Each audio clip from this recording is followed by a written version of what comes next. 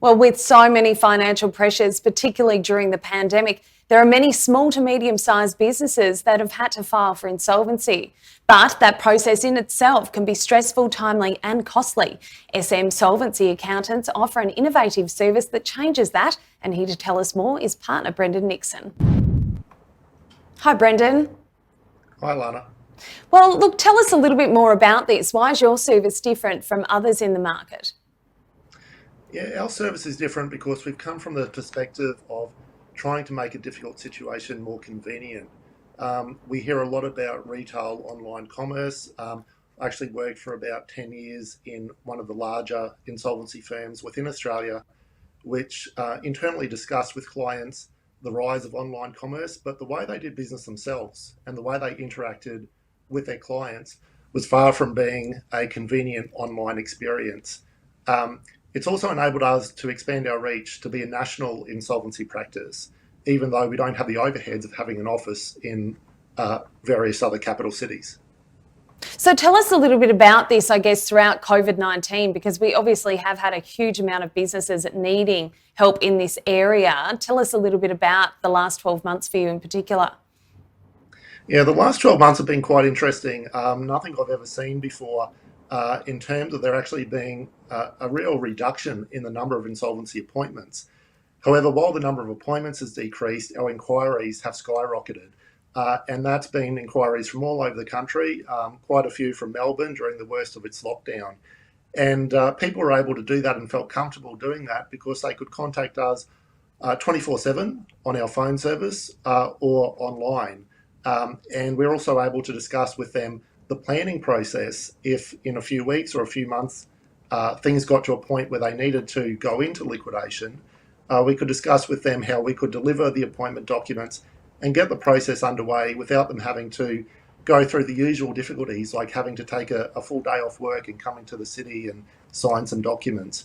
We could send everything to them electronically to get the appointment underway, and also once the appointment was underway, we could provide them with more convenient, accessible documents that they required through their devices. And obviously it's such a time where you're watching every dollar. I mean, talk to us, I guess, about your cost model. Is it cheaper than some of the traditional firms? Yeah, it absolutely is. Anecdotally, I'm hearing that we're about $10,000 cheaper than average traditional firms. And by traditional firms, I mean those which haven't fully embraced the online concept and the concept of convenience. So we're able to do that simply by having lower overheads, as well as being able to do a greater volume of work. And I think cost sensitivity with insolvency services, it's something which is very real. We get people who contact us for quotes, and I know they're contacting other firms, and that's a perfectly acceptable thing to do.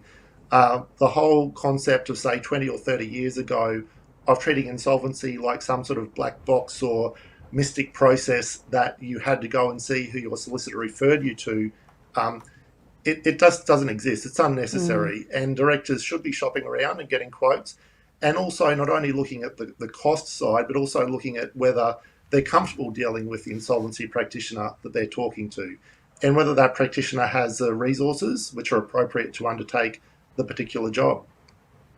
And I mean, in regards to the government, what are your thoughts on this? Because obviously it has been such a turbulent time, particularly for businesses. Do you believe the government has done enough to make communication easier for businesses, particularly as they're dealing with, I guess, in and out of lockdown? Yeah, I think the government's it's certainly done more than enough, I think, in terms of helping businesses which are struggling. And the low number of insolvency appointments has actually continued through into 2021 as an indication of just how very strong those government interventions were in the first quarter of 2020. In terms of the government making changes to embrace electronic communication, look, they are pretty much late to the party, but they were forced to do something in March last year when people couldn't hold physical creditor meetings in boardrooms anymore. And they were forced to introduce some laws that dealt with video and teleconferencing for meetings, and also other electronic communication like digital signatures. Well, Bruce, I mean, sorry, if people want to find out more, where can they do that? Yeah, the first step would be, I'd say, to look at our website because that has a strong emphasis on the contactless delivery of insolvency services. And to give us a call, we're happy to discuss the process with them. In terms of insolvency more generally, ASIC has a great website with a lot of detailed information in clear English about the process and the different options under Australian law. Brendan Nixon, thanks for your time. Thank you.